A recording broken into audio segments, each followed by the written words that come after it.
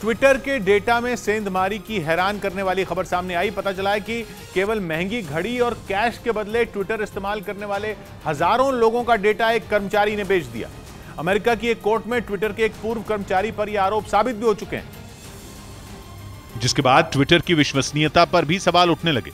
दावा यह है कि लोगों के नाम, उनका फोन नंबर, उनका जन्मदिन, उनकी ईमेल आईडी और ट्विटर पर दर्ज उनकी हर जानकारी बेच दी गई। ट्विटर इस्तेमाल करने वाले हजारों लोगों का ऐसा ही डेटा बेचे जाने की जानकारी सामने आई। ट्विटर को इस वक्त दुनिया के सबसे असरदार सोशल मीडिया प्लेटफॉर्म में गिना जाता है। इसलिए ट्विटर इस्तेमाल करने वाले लोगों की डेटा चोरी का मामला बेहद गंभीर है। सबसे हैरानी की बात यह है कि $20,000 यानी करीब 16 लाख रुपए की घड़ी में इस डेटा का सौदा हुआ। इसके अलावा $3 लाख कैश यानी करीब 2.5 करोड़ रुपए कैश का भी लेन देन होने की जानकारी सामने आई। महंगी घड़ी और पैसे के लिए डेटा बेचने के इस मामले में ट्विटर के पूर्व कर्मचारी को दोषी करार दिया गया। लेकिन उससे भी ज्यादा हैरान करने वाला नाम है सऊदी अरब के क्राउन प्रिंस का, जो इस मामले से जुड़ रहा है। दावा यह है कि ट्विटर के इस पूर्व कर्मचारी ने यह डेटा चोरी सऊदी अरब के क्राउन प्रिंस के करीबी के कहने पर किया।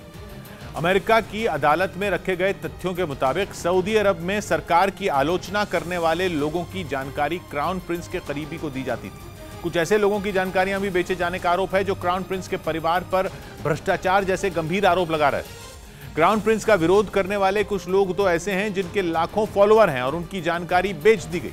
कोर्ट में बताया गया कि ट्विटर के कर्मचारी के लेबनान के एक बैंक खाते में डील की रकम डाली गई थी और ट्विटर को उस वक्त इस बात की भनक तक नहीं लगी थी। दावा किया जा रहा है कि डेटा चोरी का यह मामला 2014 का है। जैसे ही आरोपी को पकड़े जाने का डर सताने लगा, उसने ट्विटर से इस्तीफा दे दिया और किसी दूसरी कंपनी में नौकरी शुरू कर दी। लेकिन ट्विटर से यह मामला ज्यादा दिन तक छिपा नहीं। जब एक ही देश के और एक ही विचारधारा के लोगों का डेटा चोरी होने की खबर आई तो कंपनी कोर्ट पहुंच गई। मामला समझ में आने में देर नहीं लगी। आरोपी पर विदेशी सरकार का एजेंट होने, मनी लॉन्ड्रिंग और धोखाधड़ी समेत कई गंभीर धाराओं में केस दर्ज हुआ, जिस पर सालों चली सुनवाई के बाद कोर्ट ने आरोपी को दोषी करार दे दिया।